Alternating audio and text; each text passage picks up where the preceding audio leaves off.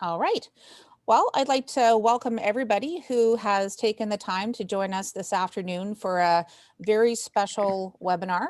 I'd like to welcome Dr. Asa Ahimbisibwe, who can wave to us maybe. Can you wave, Doctor? Perfect.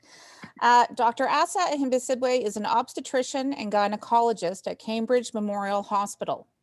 He's also an adjunct assistant clinical professor of obstetrics and gynecology at McMaster University. Dr. Ahimbisibwe obtained his first 2 medical degrees in Uganda before moving to Canada in 2012. After arriving in Canada, Dr. Ahimbisibwe did a 1-year fellowship placement at McMaster and then 5 years of resident training at Western University in London, Ontario, completing his resident training in June of 2018. He is passionate about maternal health and education. He's married with 2 small boys, 3 and 4 years of age, and he is the author of Hopeful. So please join me in welcoming Dr. Ahimbisibwe.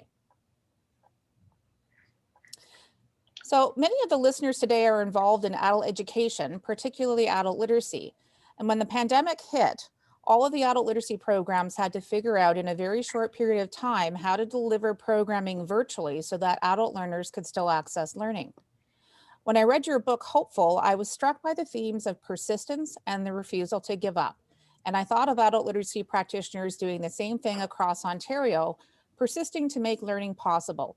And it's why I invited you to speak today, and I'm so glad that you accepted. So I have some questions that I'm going to be asking Dr. Ahimbisibwe. We're going to be using like an interview format. And then, as I said, there'll be an opportunity for a Q&A at the end. Feel free though to put your questions in the chat, especially if you're worried that you might forget them if you don't, okay? So I think we'll jump right in.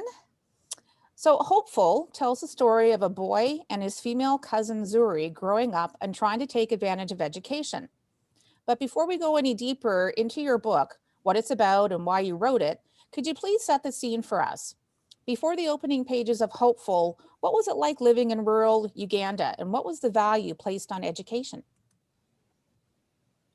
Well, Tamara, thank you so much for having me. And I'm so excited and glad to be speaking to, educators.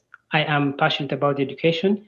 And I think that you guys, all of you, make us better people. You change lives and you change communities. Now, before I set the scene for Hopeful, I would like all of you guys to close your eyes and just listen to my voice. And I'm going to set the scene, the background of this book. So just imagine it in the mid-1980s, and this is in it's like the wilderness. It's 7 a.m. in the morning, and families are just moving down dirt roads. They're winding back and forth, and mothers are carrying babies on their backs, and they're carrying handheld hoes, and their husbands are following them. They have pangas. The kids are not really well dressed for the weather. They are shivering, they are bare feet, but they are going to the gardens. And once in a while, a man on a bicycle just passes by, and this is one of the lucky few who perhaps have had an education beyond primary school. They all make it to the gardens, and there are all these houses which are grass and wattle. A few of them will be, corrugated iron sheets, and again, that belong to the lucky few in the village. They will spend their time in the garden all day, return mid-afternoon. The children will go to the wells, fetch water, help their mothers cook food. And this is the cycle they're going to do day in, day out, day in, day out. Between Monday and Friday, these kids, if they are lucky to have clothes put on and books to write and a few shillings to contribute to the school fees, will get to attend school until at least they are able to learn how to read or write. But for the girl child, when they get to be 14 or 15, they are going to be given out in marriage to 19 or 20-year-old. And then the cycle will continue back and forth. So there are two lanes of people. There are those who have had an opportunity to go to school, and these belong to, for instance, the families of the political leaders, the religious leaders, the cultural leaders, or the opinion leaders. And then we have the rest of the villagers or the rest of us whose life is along the path of you grow up, you go to the garden, plant your food, learn how to read and write, and have more children. So this was the background of Hopeful as I just began to write it. Thank you very much. We can't assume that everyone who's joined us for this afternoon's webinar will have had the opportunity to get their hands on a copy of Hopeful and be familiar with its contents. So can we start with a quick summary of your book, like a 2-minute overview, if you can manage that? So the book Hopeful, like the word says, is about hope, but more importantly, is about the power of education. And together with that is the incredible role that educators like yourselves play in changing people's lives and shaping future generations. It's about every child, about every parent, and the struggles and the resilience and the disparities that different people in different parts of the world face in order to attain an education, knowing that their best chance in life is to have an education. It will also shed a light on, how these disparities are disproportionately affecting the girl child, irrespective of which part of the continent or the world you're living in. Okay. I have never written a book, but it seems to me like every author has certain messages that they want to expose readers to that they then incorporate into their writing. And I understand that you have 4 themes that you are highlighting in your book. Could you please take a moment and tell us about those? Of course, I have 4 themes in the book of Hopeful, and the main one is really a tribute to my parents and to parents everywhere, to their resilience, to their determination, to the sacrifices they make in order to provide their children with a better life, even a life that they themselves did not have an opportunity to have. About my parents, I talk about them most of the time, and I tell people that they had this reckless, relentless hope in something that they had no idea would come to fruition. And it's because of them that they decided to hope against things that they had not seen, that I'm here today talking to you. And they hope that education would change our lives and change the generations to come. They sacrificed everything. They did everything with what they had at the time to make sure that I was able to go to school. And then by writing down the story and paying a tribute to my parents was to reach out to every parent everywhere who struggles every day. And this will resonate with every parent. This is what you do every day in order that your child will get a better life, a better future. You sacrifice everything within your power to make sure that you give them a better life. And this is one of the themes that my book touches about. But in writing it, it puts a face to the people, the parents everywhere around the world. And the second theme is about the girl child, the society, the family, and the community disparity that affect the women disproportionately and lead them to become less privileged, so to speak. My life couldn't be complete, or my story couldn't be complete without talking about the story of my cousin, Zuri, who in the book is a character, because to just assume that having an education or trying to attain an education is as easy as it gets, then it is to miss the point that for every child like Manzi who succeeds, thousands more are left behind. So the book kind of gives us, the readers and you, the educators, the snippet of the power of the education that you put in people's hands to change their lives, but also points to us how much work is left for us to do, the work that is yet to be done for those who have no access and opportunities to education. The third theme really is the power of education in itself.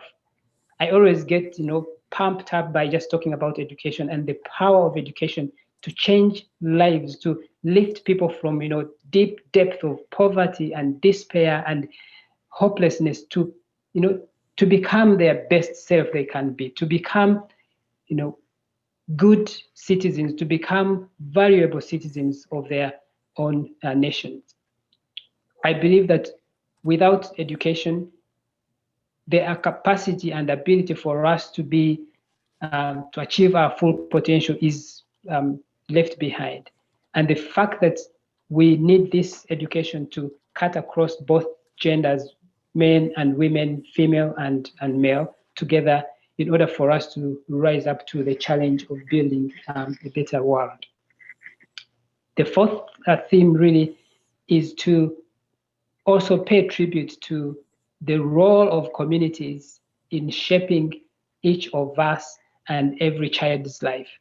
And here, for instance, in the book, I talk about the communities where Uncle Jay came from, the person that Manzi had not seen, and say, hey, this is your uncle, he's going to go with you and he's going to teach you.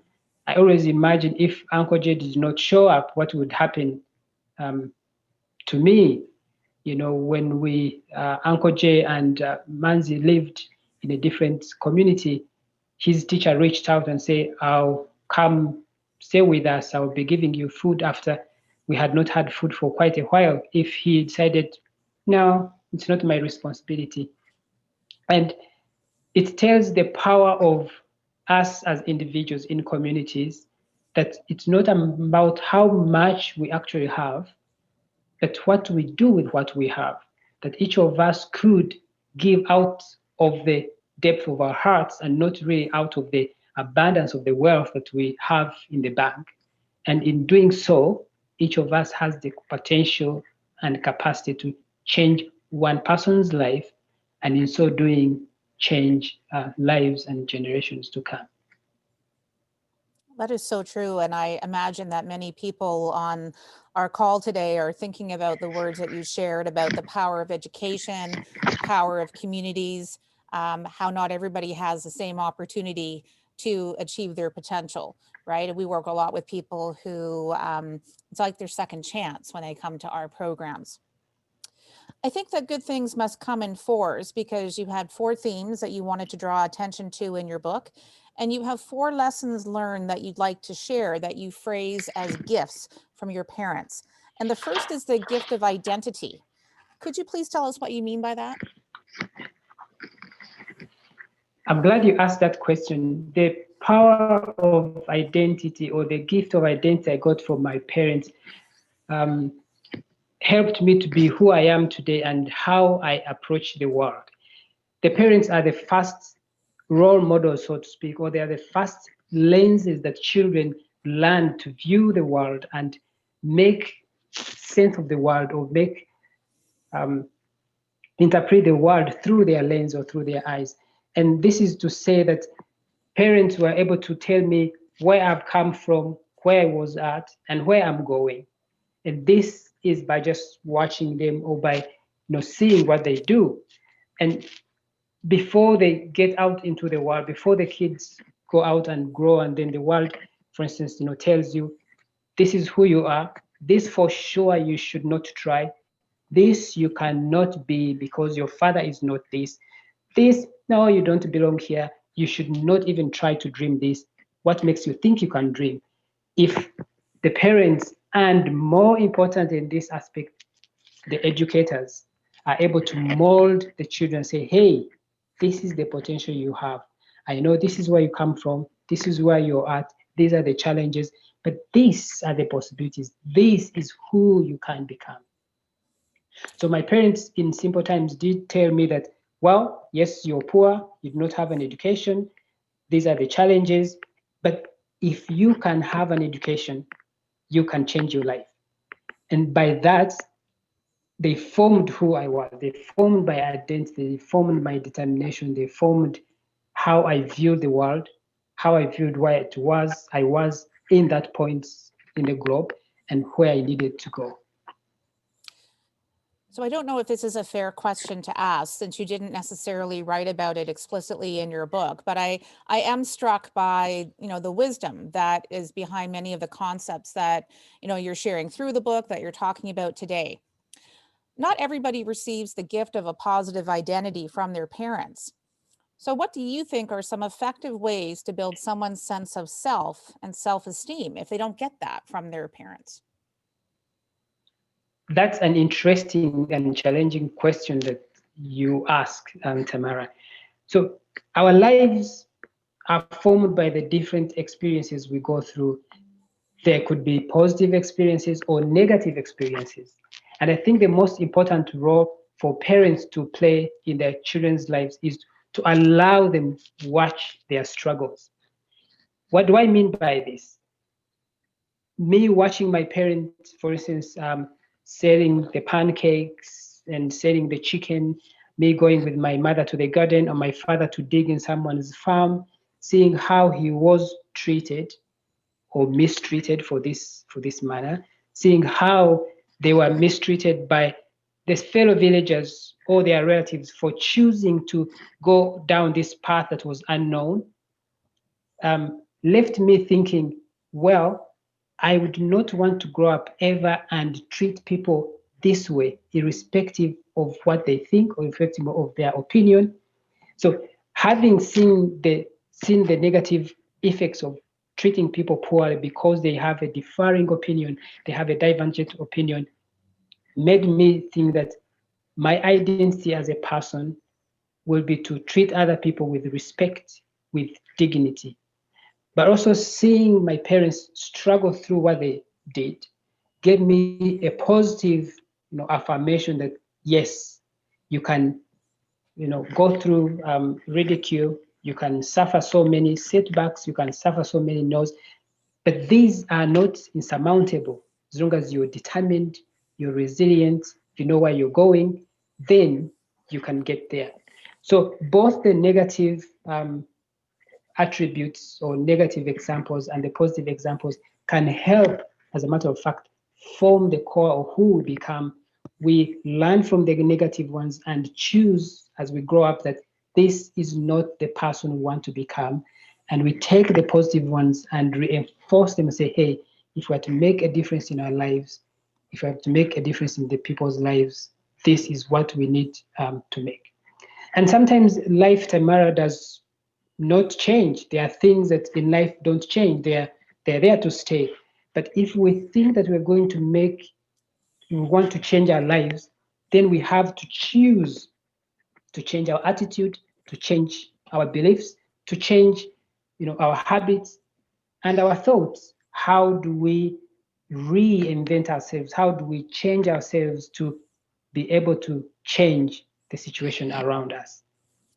Well, I am amazed that you have not done more motivational speaking. It's in some ways, it's almost too bad that you're a doctor because it's so demanding on your schedule. And I think that your words would resonate so powerfully with so many of the adults who are coming to our programs, because your message about it's not just about having positive experiences. Very few people have the luxury of only experiencing the positive. So it's what you do with the negative.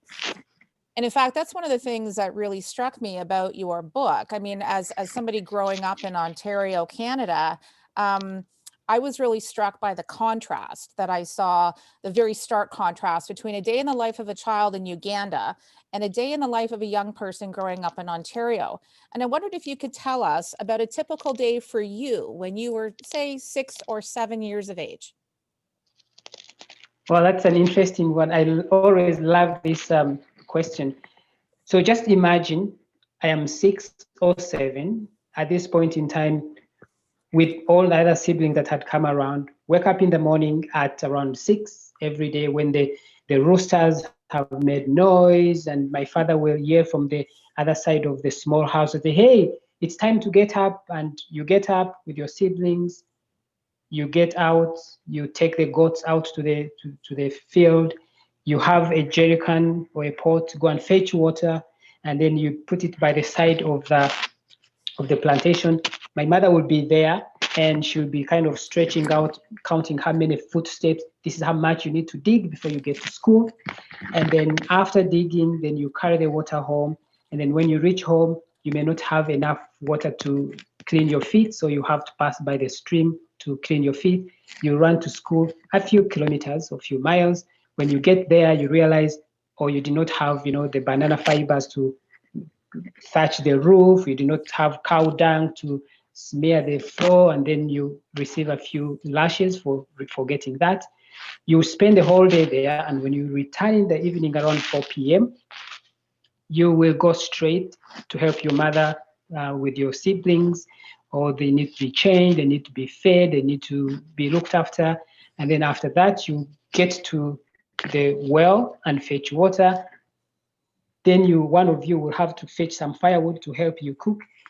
And after that, you go to look after the few heads of sheep or goats that you have as a family, which provides, milk and money and meat.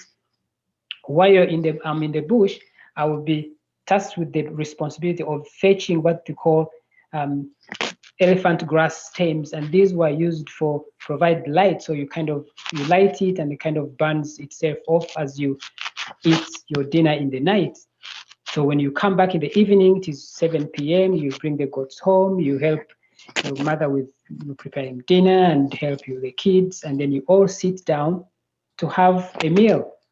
And I always amuse people that at the meal table, not table, the floor, all of us kids and our relatives and our parents will sit quiet and eat food and finish, not because there was nothing to say, but imagine you have 15 hands on all going to one platter with few pieces of, Irish potatoes or, matoke. If you are interested in talking, then you're going to only try once. And by the time you stretch your hand again, there's nothing left. And there's no privilege of saying, oh, could I have more food? Or, no, that's it for the night. You can't be seen eating more than the rest. And then you go to sleep because there's no time to do your homework. You don't have the book, you don't have the pen, and there's no lighting anyhow. So you go to bed and do it again the next day. And this is what we did every day. And even the 4-year-old is doing the same thing with graduated responsibility, what they're able to do. Going with your parents to the garden, digging all day and coming back and continuing as they prepare food at home. You go out, take care of the sheep, the goats, and fetch water and fetch firewood. So, Doctor, it's possible that some people, probably most people on the call, listening to the typical day that you described, they'd be horrified and concerned that someone so young would have such a significant amount of work and responsibility. However, you describe it as a gift. And why is that? It is always interesting to me that most of us actually may be underestimating, the potential and the ability for children to be able to do something, appropriate to their age or beyond what people would think. It is, I describe it as a gift for me, the gift of responsibility. In the book, when I talk about, there's a scene where Manzi and Uncle Jay are living in a different community, and there's a time they did not have food for almost a week, and then one weekend, Uncle Jay returns from school where he'd walk every weekend with shoes with holes at the bottom, and he had a few avocados, and then we ate them. That just avocados and some salt, and we had spent all our weekend on the toilet. He was not able to go to school, and then through luck, one of his teachers, educators, adult educators, and that's why I'm so excited to be talking to you guys today, realized through a conversation that we were dying, we are near death. We didn't have food, we didn't have anything, we were just putting up face, and I was kind of losing weight. And he was actually the neighbor of this primary school. So Uncle Jay came home and told me, he's like, yeah, we are in luck, the gods are smiling on us. My teacher actually, he's our neighbor there. They have allowed to be taking you up every weekend, and you're going to be staying with them. And it was so exciting, because then the next Saturday when he headed out to go to school, I went to the teacher's home, and they were going out to the gardens. And because I was used to having, my mother would wake up in the morning, or my uncle's wife, and say, this is how much you need to dig, and you have to accomplish that before you go to school. So for me, when they said, hey, we're going to the garden, I'm like, I'm in. And when they said go, before others could just do 2 steps, I was done. Like, I was done the whole day's work in like few minutes. And they all looked at me like, oh, wow, what's happening? So with that, I was, they were like, this is a good worker for sure. So we earned food. So every weekend I would help them in their gardens, the plantations. Of course, would work so hard and put out my heart. I enjoyed having other kids, my age mates, and just having a conversation, not being in a small house by myself. But also I brought forth my, learned responsibility and skills, that every weekend they made it a point that Uncle Jay's teacher or would send me home with food. Even when they would not be going to the garden, they would let us have food. And we did so well. We did not starve again. We did not go without food, because not only did he step in as an adult teacher, but also as a family, as a community. And me, I brought forth my skills of hard work and learning how to dig and accomplishing tasks in a few minutes. So that is why I think that it is a gift of responsibility. When you teach them responsibility, then they rise to the challenge, and certain critical times, then really it pays off. Just imagine I was this kid who would just go and hang out over the weekend, and they go to dig, and I'm just sitting there. I don't know what to do. Like, these were strangers. They would maybe think twice of why they should actually be helping me, giving me food for which I wasn't contributing to. Absolutely. Just a reminder that if you haven't already muted yourself, if you wouldn't mind doing that, just so that we can reduce the amount of feedback, that would be lovely. So another one of your key messages and hopeful is how education opens doors and helps people to access their potential. I've heard you speak of the gift of purpose. So how did you, through things that you share in your book, develop a sense of purpose? So Tamara, the purpose was really not, I wouldn't say I developed it. I think the purpose was kind of thrusted onto me. It was a way of survival for us. Growing up, when I saw what my parents went through, sacrificed for me to be able to have an education, it was really, there was no plan B. So there was only a plan A or plan A or plan A. You get an education, you exit the cycle of poverty, or you get an education and exit the cycle of poverty. Because like in the book, I describe when you have the people who had a chance to go to school, will be the chiefs and the leaders and the political leaders, and who had a way out. But for those who are in the lane of not having had an education, all you could hope for was to grow up, stay on that land that your parents had, and plant a few banana plantations and get a wife and have children.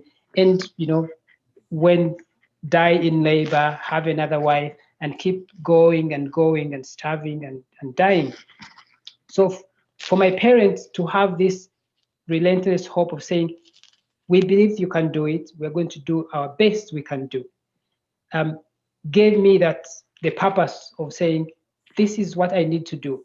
And in life, when you know what you want to do or where you're going, the purpose, then of how you're going to get there is always not the big problem, because you can always ask, because there are people who have gone before you, and they're always going to point you to that direction. And of course, then I still come back to Uncle Jay. For instance, he taught me he would study. He basically did not. He was a teacher. We always taught the class I was in, but never did one day did he sit down and say, "Hey, let me help you with 1+1 or 2+2." No, he would sit down on the floor and do his homework and do his preparations, and then he would tell me, "Sit down, do your work." Whether we had food or not, studying was the norm in that small house, the two of us. And he would tell me many times that this is the best shot we have. This is the only way we have. If we are going to change our lives and change the lives of our families, we just have to do it. Whether we are hungry or not, this needs to be done. And so from that early age, I just knew that this was to be done. There was no any other way for us to exit the cycle of poverty, deprivation, and disease. And that we did. So how it was going to be done really was not difficult, because we know you just needed to study and work hard. And if you fail, you try again. And if you fail, you try again, and just keep going. So that is how my purpose was given to me. So you've mentioned several times about sacrifices that your family, your parents made for you. Could you give us just a couple of specific examples? Because I think the notion of making a sacrifice for something or for somebody, it's kind of a gray area, or there are a lot of things that could fall into that. So what did your parents actually do? Well, most people, I think maybe in North America, the kids would say, well, if I can't get an Xbox 5, that is really a huge sacrifice, right? For Christmas. And so my parents, because they decided that this, they invested in this reckless hope, relentless hope. Sometimes I call it hopeless hope, that, you know what? Maybe we could change our fortunes. Maybe we could actually change lives. And because of that, even without the money they did not have, my parents, I don't remember my father ever having any clothes or new clothes. My father obviously did not put on shoes until I was in university. My father did not buy anything new. My siblings, on the other hand, did not get to buy clothes as well. They did not get to eat bread or drink the milk that were coming from our goats or a few cows that we had, because all that had to be saved and sold for me to be able to go to school as their firstborn. And that's why it put them at loggerheads with the villagers, with their relatives, not understanding how is it possible that these people were relentless and reckless with the little family fortune they had. I mean, no one had ever become a doctor. No one, we grew up without ever seeing a doctor. I saw a first physician when I was in university as a medical student. So that, for me, many times when I remember the sacrifices that my parents made, makes me even more resolute that this is something that I need to be done. So one of the examples that I talk about in my book is, when you become a teenager and my patient tell me, say, oh, I have a teenager and I'm just having a little bit of couple of more gray hairs. And I'm like, yeah, how about that? So when I became a teenager and I was still selling pancakes and going to people from time to time, and then people would push me away and ridicule me and abuse me and say, oh, you're this useless son that is making your parents so miserable. And why are you selling pancakes? Who do you think you are? Do you think you're going to be better than us? Do you think you're ever going to succeed? No one has ever succeeded. In your family, your father doesn't even have shoes. You don't even have a bicycle. Who do you think you are? And still, I would come back to this person the next day and ask them, would you like to buy pancakes? So when I had a feel of this and I decided enough is enough, how much sacrifice do I have to make? How do I even know this is going to make a difference? So I talked to my father and said, I am done selling pancakes. I'm done taking abuses from people. I mean, we're all poor, but why do they think they're better than us? So my father decided one weekend, which was a weekend before school, and said, come with me, let's go and get money from my debtors. So woke up in the morning, took a hike in the bushes and the winding small paths, visited 2 homesteads. The first homestead, he stood behind and told me, knock on the door. So I knocked on the door and greeted the person inside, said, it's me, I have my dad here. We are here to collect his money he dug in your farm, so I'm going to school on Monday. And the guy shot back from inside, like, who cares about your school? I really don't care whether you're going to school or not. I do not have the money to pay you. And I think your father did a very poor job. He will have to redo the job or I'm never going to pay him. I'm like, I need that money to go to school. And he said, no. So my father did not say anything. And we went to the same house. And this happened again. The next person was actually not so civil like the first one. And then as we walked home, I was so angry and I was so, boiling inside and then my father looked at me and said, you know what, Asa, every time you go to school, your mother, myself, and some of your siblings, this is what we endure. This is what we stay doing in order that when you come back at the end of the term, you have almost enough money to go back to school. And if we can go through this for you to be able to go to school, then I think you can do better than that. But if you think that you don't want to do it anymore, then that's fine. You're going to spend the rest of your life being treated this way. But if you want to change your life, you have to be able to change your attitude. You have to be able to change the way you respond to this. Because in life, these things are going to happen to us. What is important is our choice on how we respond back. And honestly, that was the day I decided, you know what? Enough said. We never had this discussion again and kept going.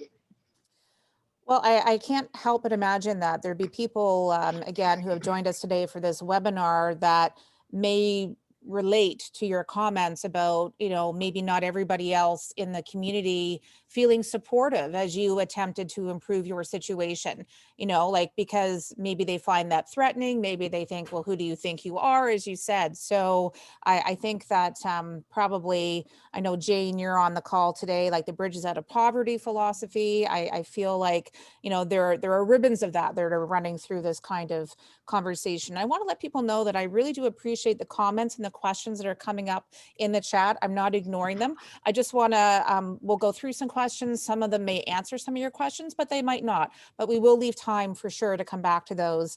And I know that other people are sharing some personal things as well, which I think is fantastic. And I thank you for that.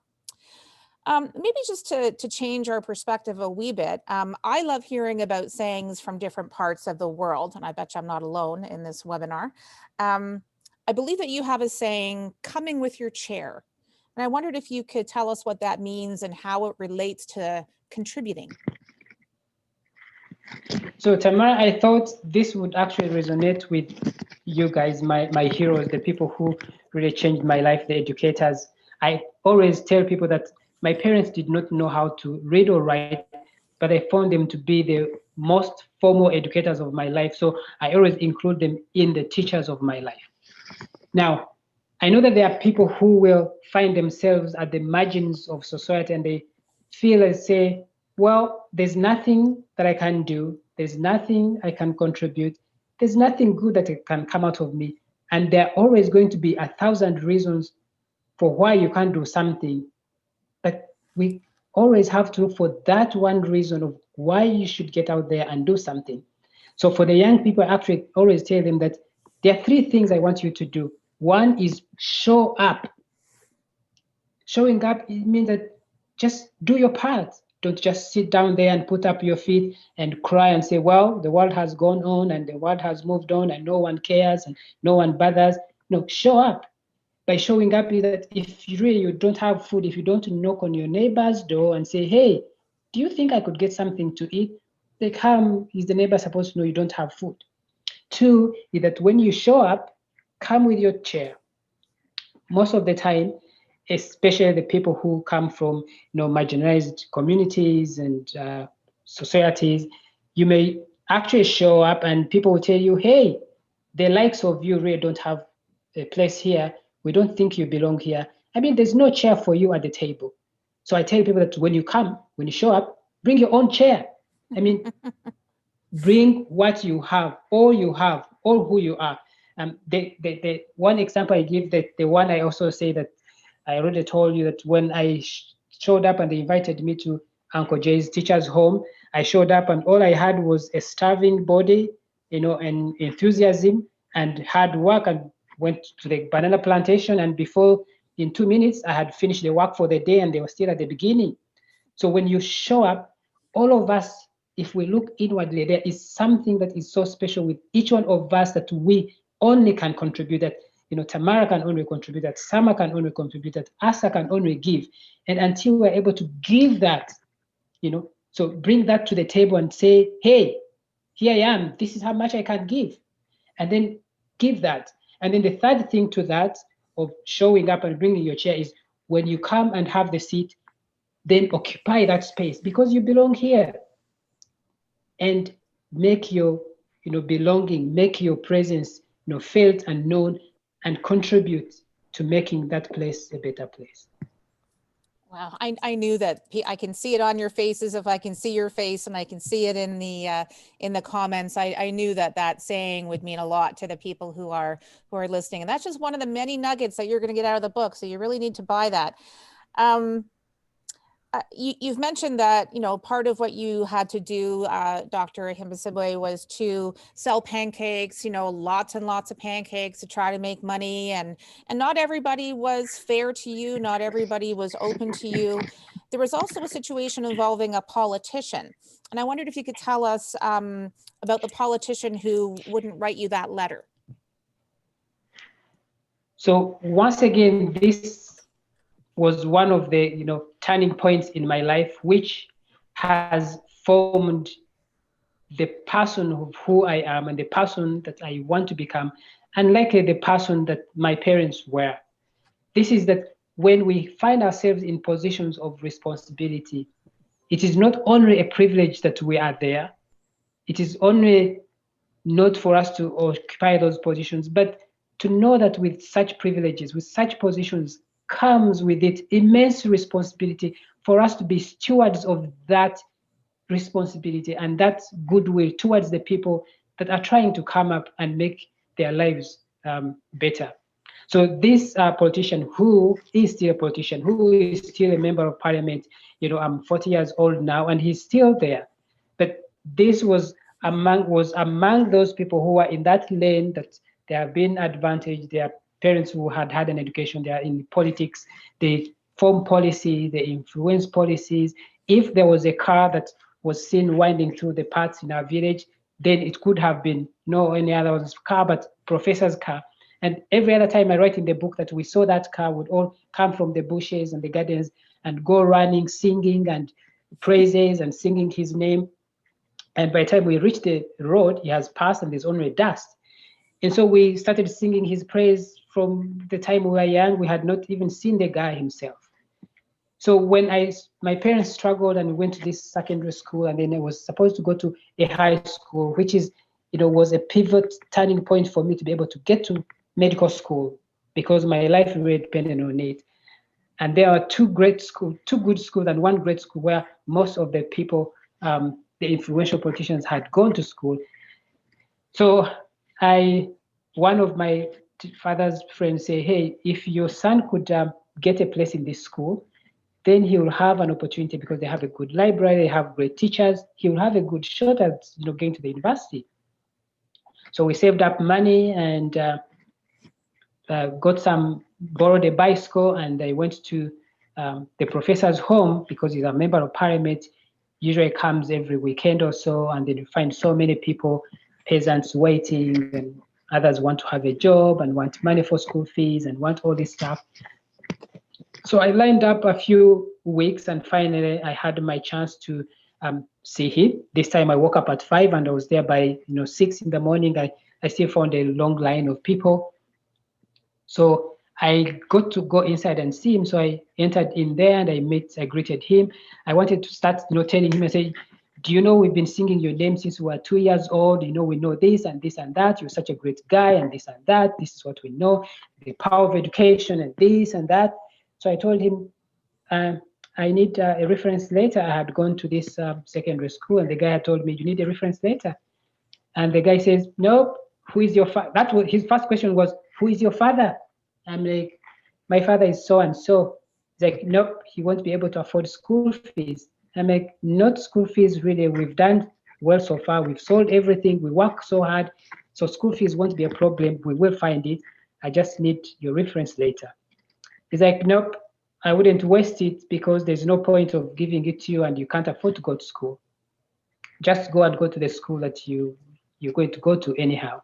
And then I did not budge. So he waved to me and said, go, next person is waiting. I did not move. And I told him, you're either giving me that later or I'm not leaving. Of course, I had learned the persistence, the resilience from, selling pancakes and being abused. So really, that wasn't anything to me.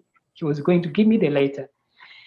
So that was the first time in my life, Tamara, that I was seeing, a small, sticky pad. So he pulled out a yellow sticky pad and wrote there, this boy would like to join the great school, put there his initials and handed me the sticky pad. I think it was a way of just getting me out of his house.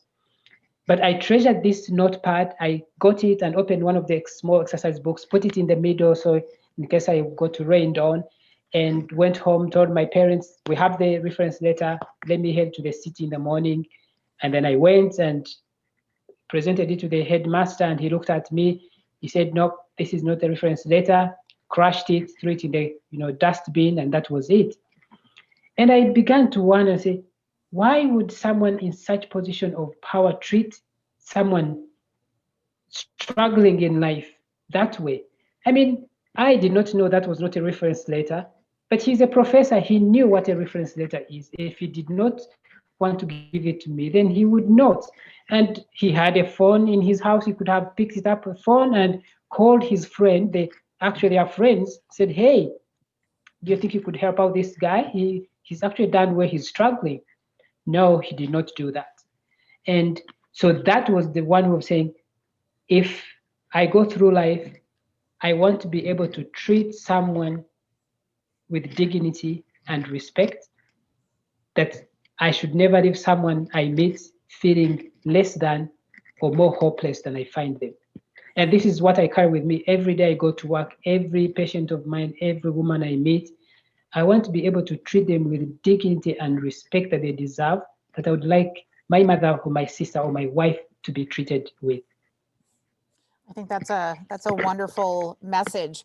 And when I think about the number of times in your book that that you're not treated properly, you're not treated well, and yet it seems to me, I heard you speak about not holding a grudge. And I think there's a saying that goes along with that, something about a piece of charcoal. And I wondered if you could tell us about that. Yeah, so that's interesting, that holding a grudge is really more like holding charcoal, like burning charcoal or burning coal in your hands, saying, I am going to wait for Tamara to come around and then I will just throw it at her. But in the meantime, before she comes around, she may never come around, and you're the one who is paying the price. So holding a grudge or holding bitterness does actually affect how we function, it's medically, it affects, how our bodies function, mentally, how we function, how we respond to stresses and things outside of our environment. So holding grudges, holding anger keeps us from focusing on the things that we can change and keeps us locked on the things that we're not able to change. And in the long run, we become so helpless and become victims instead of focusing on that small thing that we can change and then working to change it. So when I did talk to my father about that, and after treating one of the people's sons, and he's like, my son, that is, great that you do that.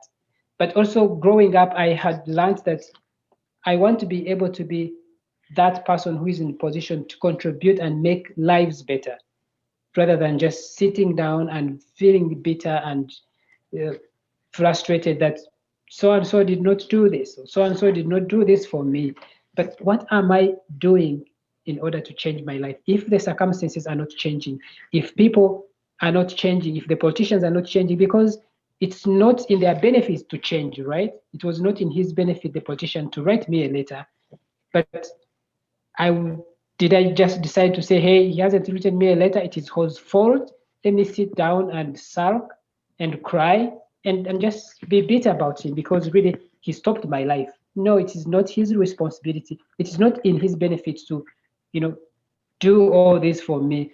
But I think it is the humane thing to do, that once we hold positions of power and privilege, then that comes with a great responsibility to use it well for the good of everyone. Absolutely.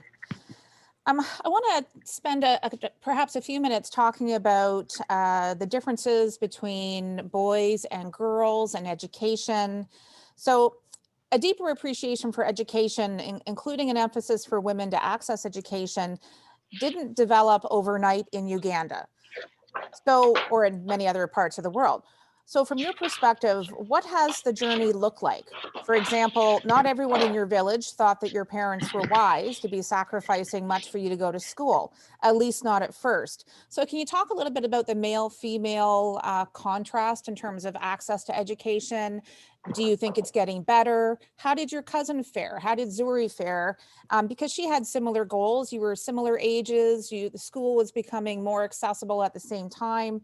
And maybe tell us a little bit about attitudes in general towards education and your perception of how they're changing.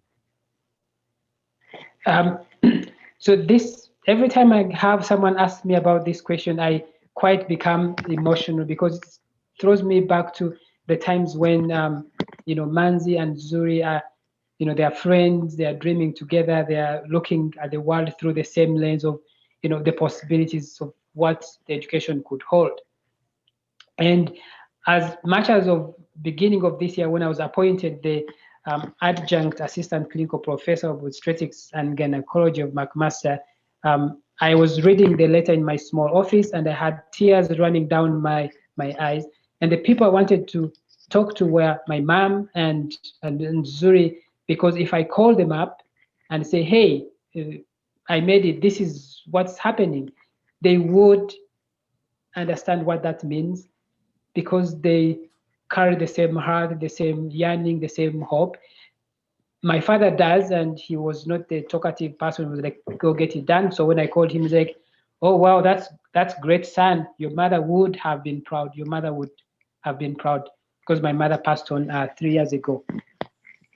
So just to know that even with the same ambition, the same hopes and the same dreams, just our paths ended up somewhere, just because she was a girl and because the sacrifices. I always tell people that if I were born a girl, I could be 99% sure that the sacrifices that my parents made for me as their firstborn would have been different, because at the times when things became hard and tough and I was being traded and say, go to Uncle J, that was the time they're going to say, marry her off.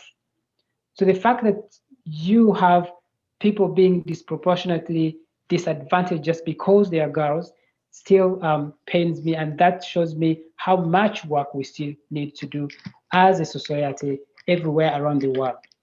And I always want to stretch this contrast to everywhere around the world so that people get what this means. Sometimes people like in North America would say, oh, well, no, here, girls go to school, they have access to education. Yeah, things are not so bad at all. They're not like what you describe in Africa. I say, yes, even those who have had an education, we talk about in Canada for, equal pay for, equal work and things like that. Today in the whole world, we have 195 countries, right? And yet only 29 countries are headed by a woman, and that makes only 15% of our world leaders. Yet the population of the world is 50 women, 50 male. These are the people who actually sit down and make decisions and policies that most of the time affect women's lives and bodies, and say, this is what we think. And I'm thinking, hello, no, not really. And the fact that you have today around the world, 300,000 women will die of pregnancy and childbirth, every year. And that translates into 800 women dying every single day around the world. That is one woman every 2 minutes. By the time we finish this talk, hundreds of women would have died around the world. And these people, 2/3 of these women die from, sub-Saharan Africa. And this, by writing Hopeful and talking about Zuri as my cousin, it was just to break it down of where are the root causes that actually lead these women to this path where, they have no voice on where to go seek medical care, how many children they could have. If they need to have contraception, they would have to have permission of their husbands, of their fathers, of their relatives. And if they needed to have it, they cannot afford to buy it because they have no voice, they have no income, they are not independent. And that absolutely sends them to this path of where they are helpless even to make decisions regarding their own lives, even when these decisions are a matter of life and death. So have we made progress in terms of girl child education? Yes, I think we have made progress and we continue to make progress. But the fact that my book lays down the contrast between me and Zuri still shows us how much we need to go. People always ask me, what would you define as success? What do you want to see? And I tell people that, if I had $1 million today, and then that rate to me, success would mean that I would take 1,000 girl children to school in Uganda for them to be able to have an education. I'm thinking, I have $1 million. People always say, oh, I don't know if I won a Rotary. What would I do with my money? I'm like, people, like, what are you up to? I'm like, I know where I want to give my money. I know where I want to put it. That will be 1,000 lives changed. 1,000 lives changed. And guess, imagine the generations, their children and their communities that would come after. Then, yes, so I think we're making progress, but there is still so much work to be done to try and get the girl child equal opportunities to compete and contribute.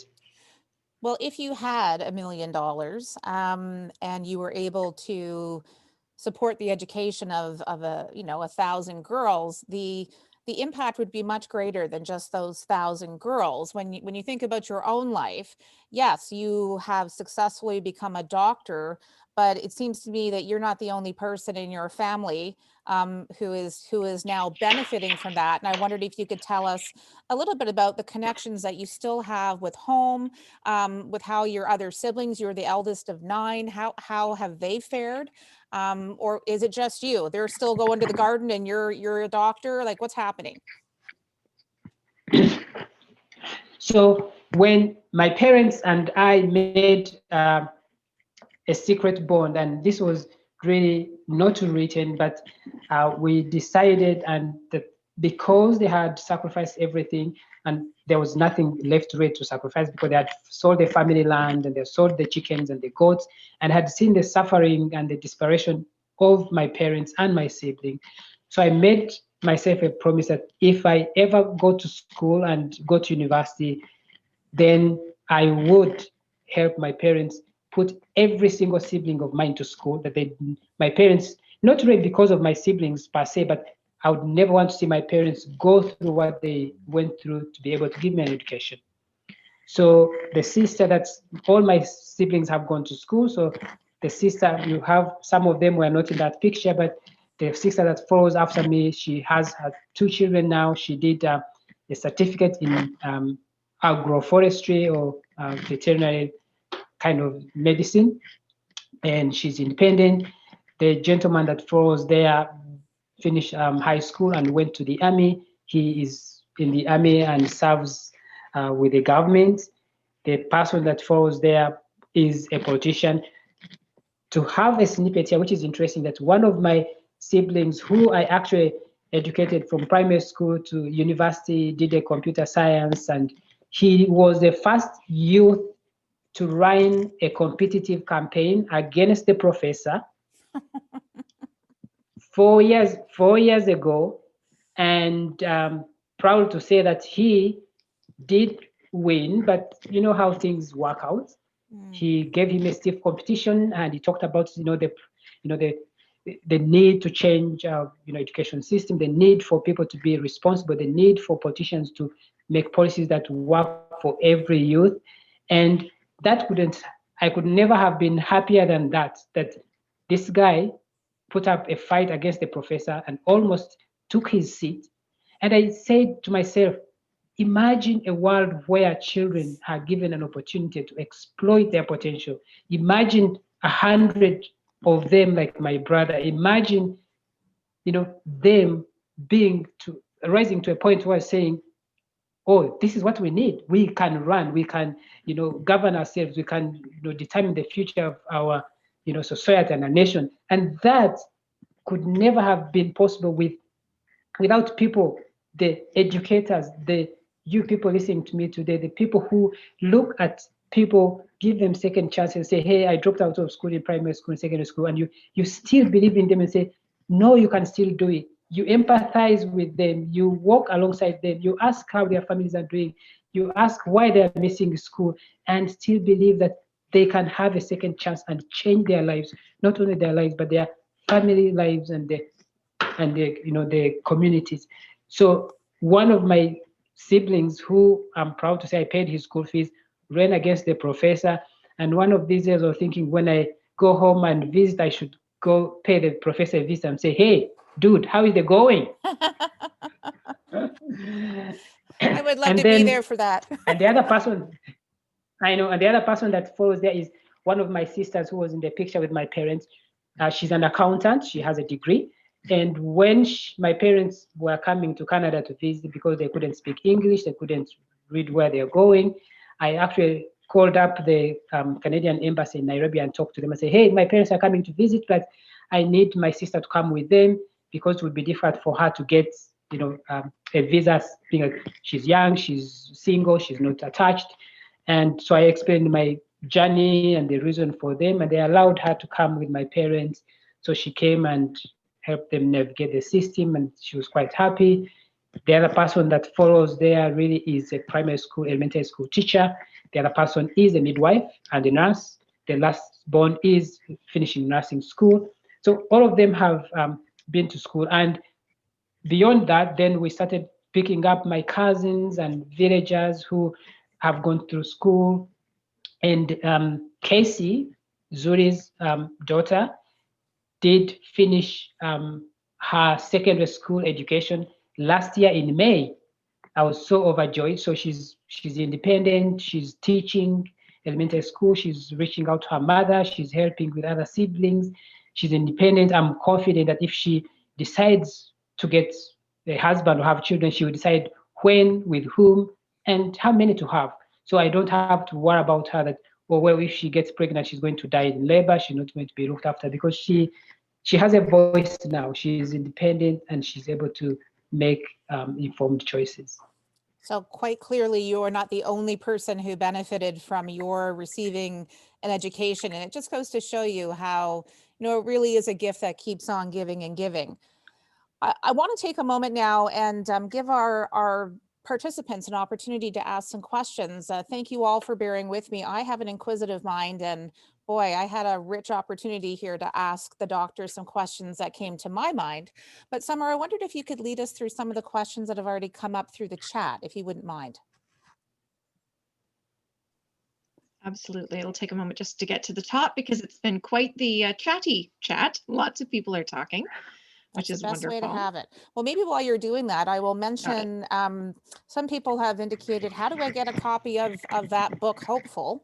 So, Doctor, would you mind telling people how they can get a copy of your book, and perhaps say a few words about your next book? That would be great.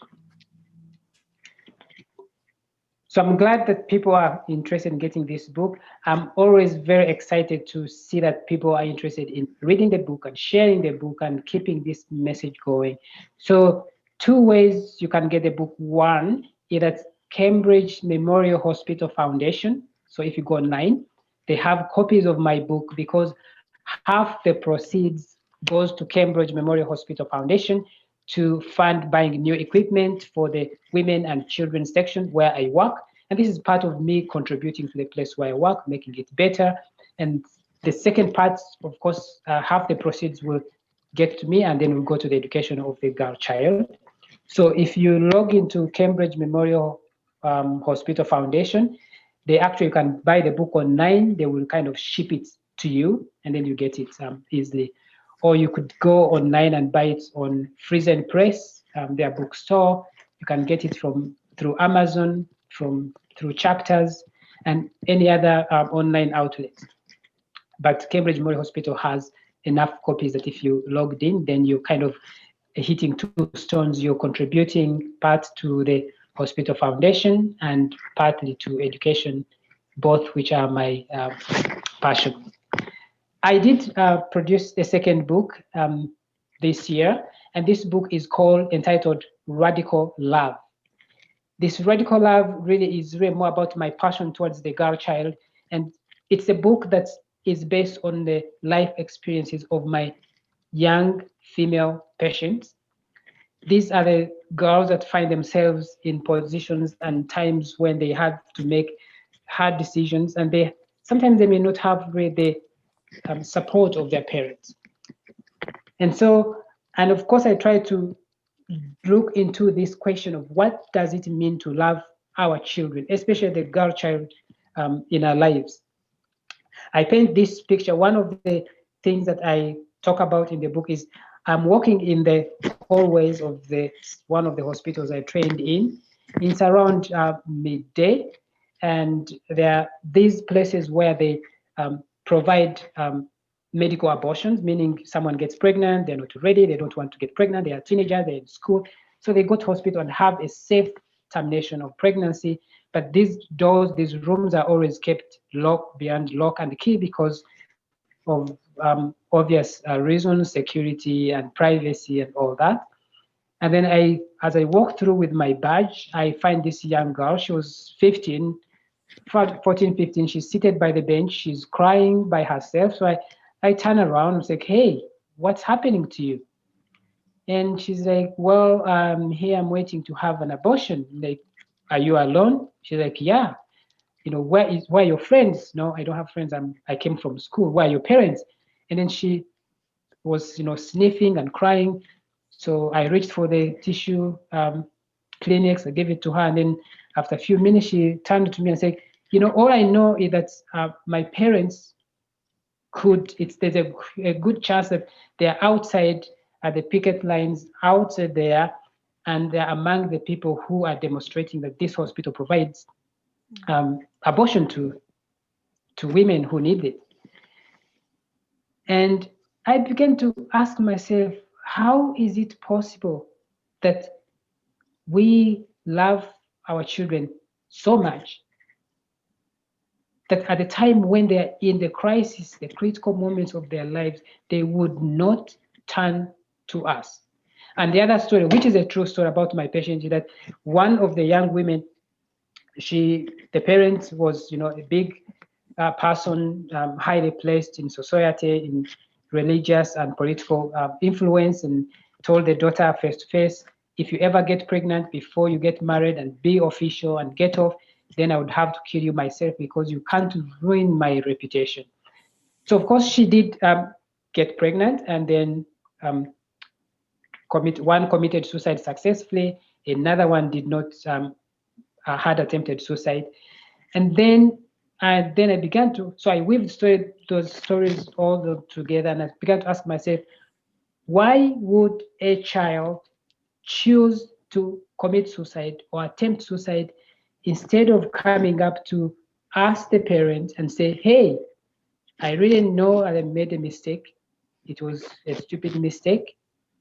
That, would you forgive me and go on?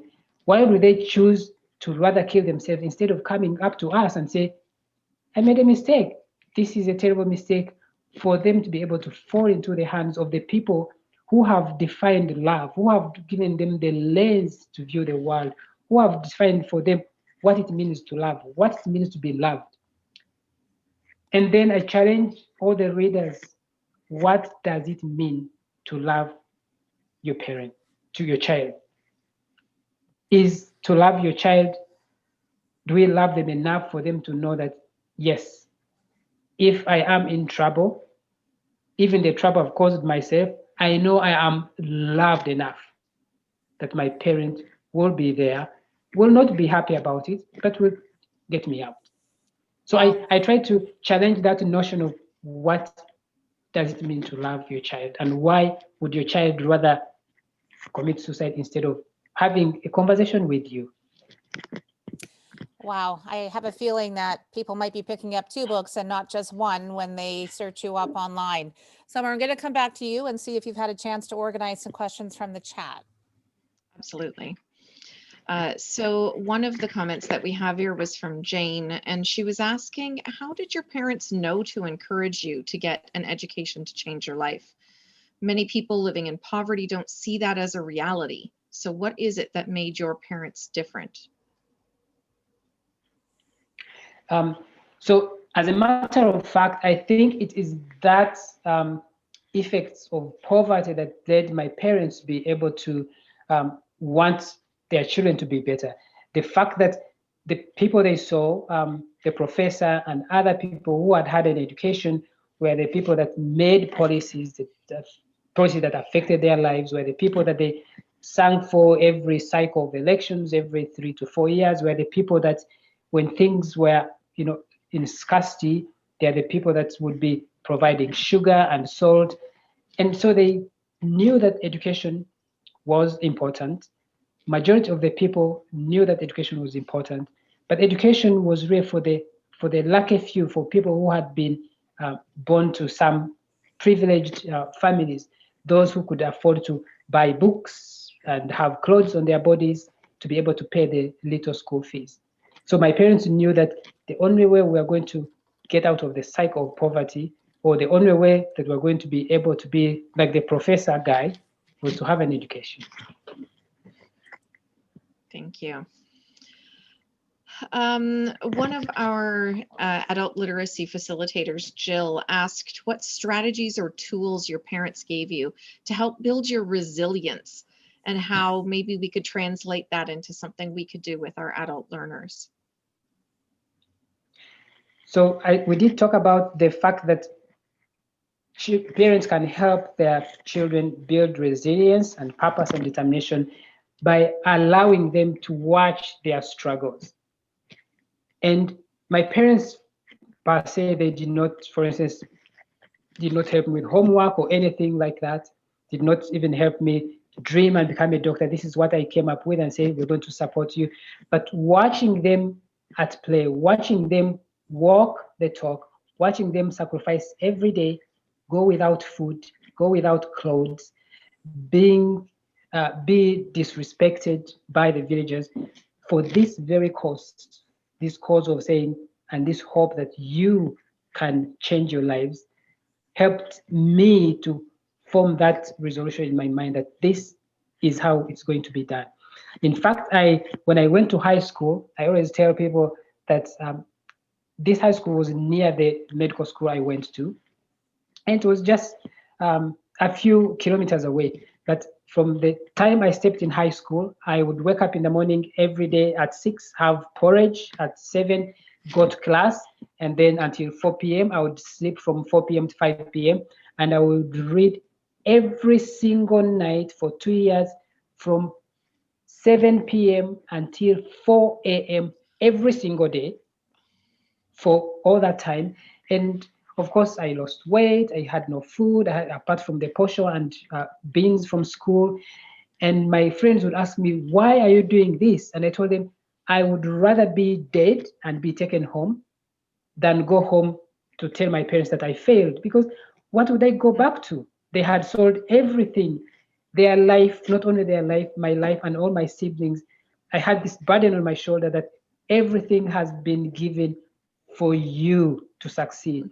And so for me, if I successfully died trying to change that, that would have been success to me.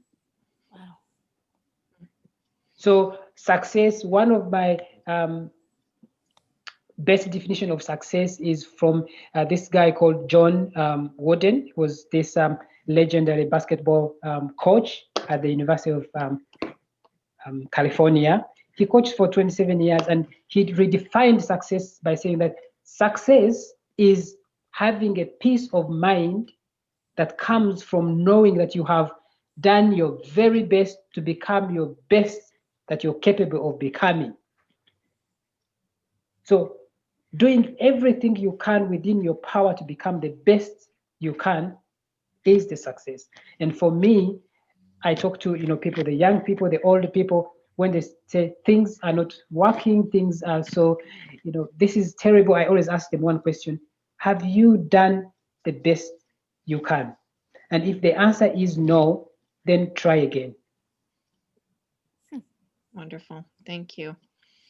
We have some comments just complimenting you for being able to reframe and redirect negative experiences into something positive that works for you. It's a great way to frame experiences. A question from Mira. Can you speak to the quality of the primary education system in Uganda? She's wondering if teachers are paid regularly, adequately, if the schools are resourced appropriately. Do you have books? You know, what does that play into the education system? So when there was this like the Millennium Development Goals and people talked about universal primary school education and all that came with, the enrollment of primary school kids in Uganda went up through the roof. It means that because everything was going to be free and the parents did not have to pay for it, now that parents, whether they are poor or rich, understand the value of education, that this is the only way we can harness the power and potential of every child in our society. Most of the parents send their kids to school. It would not really be rocket science or be a lie that if you Googled and say universal primary school schools in Uganda, that you find that their kids are actually studying under trees, they have no books, they have no, teachers don't get really well paid. This, while it is talked about, we are yet to see a government that is committed to walk the talk. So yes, the teachers are not well paid, they are not well supplied with the resources they need, and the kids, most of them, especially now in the villages, need study under trees. They do not have enough resources to do a good job. So the enrollment has gone up, but the provision to be able to safely give them adequate, appropriate education is still lacking, and it's something that can do with a lot of help. Thank you. When you were speaking about learned responsibility, one of the comments came in that resilience can and needs to be taught at any age, and that there may be some challenges that we face here with protecting our young people from some of the realities of life that they don't always understand what's happening in the world around them. So not necessarily a question to be answered, but some interesting commentary on today's society. Speaking of commentary like that, Kim was mentioning in her family's history, the children being taken to residential schools here in Canada, and her mother was being taken from Manitoulin Island to go to a residential school. So some very deep sharing that you were doing there, Kim, and thank you very much for doing that. Valerie mentioned that she appreciated your father tapping into his own motivation to help keep you moving ahead. Was very impressed by that. Lots of commentary about not being able to control what happens to us, but being able to control how we respond to it as well. There is a fabulous reaction, Tamara, as you anticipated, to bring your own chair. Everyone was really touched and impressed by that. I want to have a t-shirt made up now, and maybe you can add that to ways of generating money for the Cambridge Memorial Hospital, because it's not a saying that we hear every day here, but when you hear the different layers and elements that go into it, it's just so empowering to me. Anyway. Yeah, that's a good thing, that it's a project me and you could work on, Tamara, and you can talk about bring your own chair and occupy your space, and I'm going to be your agent. And then, as I book your motivational speaking tour, then we could have that as something that we're also selling. You're hired. I'll man the table in the lobby selling the t-shirts. It's going to be a team effort here. Anything else from the chat there, Summer? Just catching up now as I go through. Lots of links for the books. I'd also like to give people the opportunity to ask a question verbally if you would like to do that. Maybe now we'll take a quick pause while Summer's just scanning the rest of the chat there. Anybody have any comments or further questions that you'd like to ask?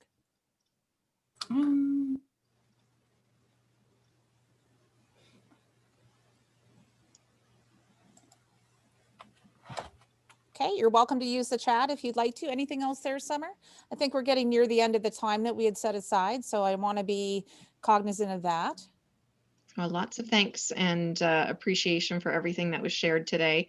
A comment also about, I've lost it. Oh, there we are. One of our participants, Mira, lived in rural Mali for 3 months and said that the teachers had not been paid in months. So recognizing some challenges with the school system there as well. And maybe some parallels between our system here in adult education as well. You know, is it respected and therefore funded to the extent that it should be? But that is definitely another webinar for another time. I think what I'd like to do now is just to thank you, Dr. Ahimbisibwe, for your time. I know as somebody who has read the book that it's amazing to me how it deals with such difficult topics, things that are hard to hear, hard to read about, but at the same time is so uplifting and so real, you know? And so, yes, that's absolutely a plug for anybody who hasn't purchased the book yet. I hope that you will, because it's definitely something to, I don't know, evoke conversation, evoke a lot of feeling. And I just think that I feel like a better person, not just because I read the book, because I also heard you talk about what prompted you to write it as well. So thank you so much, Dr. Ahimbisibwe, for spending your time with us today. I would not be at all surprised if this was the beginning of a few other requests for you to come and talk, because I do feel like what you're saying not only is resonating for us as a field of practitioners that have had some struggles, certainly in light of the pandemic, but even before that, but also the adult learners that we work with, that we see trying to be resilient, trying to move ahead under difficult circumstances. So thank you so very much. We really appreciate your time. Thank you so much, Tamara. And just a quick note, I wanted to respond to, I see Kim has posted a few comments, and she did talk about that it was okay. She was happy that I got to stay with my family. And I wanted to acknowledge and maybe speak a little bit about the effect of residential schools on how children grow up. So the fact that I did move from home, I stayed with people who are my distant relatives, but most of the time the emotional toll, like which I really did not talk about, for instance, staying at Uncle Jay's house. I did not write it in the book. When I talked to Uncle Jay, he actually read the book and said, I think next time you should write about it. The fact that I stayed with Uncle Jay for almost 4 years, while these were my distant relatives, I felt many times that I was treated as an outsider. I was treated as a hired slave, really, as treated as a hired handman. And for instance, I did not, when I was at home, I had no clothes to put on, while my cousins had clothes to put on. I cried every night going to bed because I was never allowed to go home and see my parents. And I wondered, why was this really worth it? It did really affect how I decided, when I grew up, I decided that if I ever had a child, unless I'm dead, I don't care whether this is my mother or whatever, I would be able to raise my own children. So the effect of taking their children from their environment, from their parents, in any circumstance, should never be underestimated on how it affects them, mentally, emotionally, and even growing up.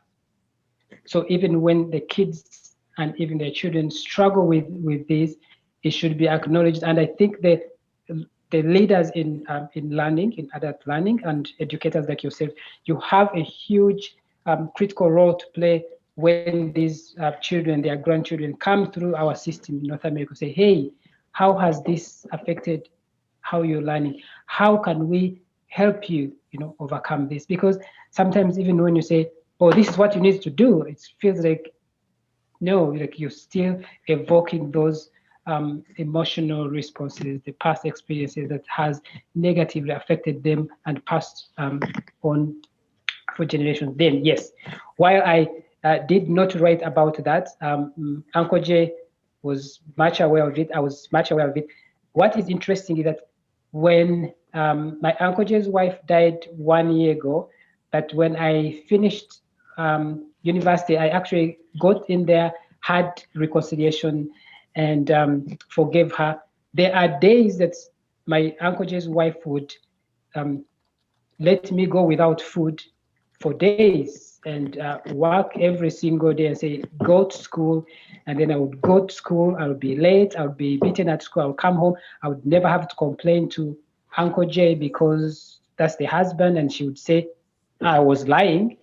So it was very a troubling experience for a child to go through, and for any other person to do that, still emphasizing the importance of parents and having their children brought up under their care. So thank you, Kim, for sharing that. And I wanted to recognize that and acknowledge that, and know that to be able to improve the education and expand the potential of all our indigenous children, then that, as society, as leaders in education, is something that needs to be not just to be brushed about. Say, yeah, we know about it. You could be suffering from it. Like as in to be addressed personally and see where everyone is at and help them. Doing that. That is an incredible responsibility placed on educators, but it is one that you are well placed to play, because you have been brought to this place to change our lives and impact generations, and this is your lot in life. And we truly appreciate what you do as teachers. Well, thank you very much. And thank you, Kim, for the reminder that we don't have to look to countries far, far away for examples of significant struggle and challenge. And, we have it throughout our own history. So anyway, thanks everybody very much for coming. I'm going to let you go to whatever it is you feel you need to be doing now on a Tuesday afternoon. Maybe just go home, tell your boss I said that was a good idea. So relax and just enjoy. So thanks again, everybody. Take care. Happy holidays. If I don't see you, hear from you before then.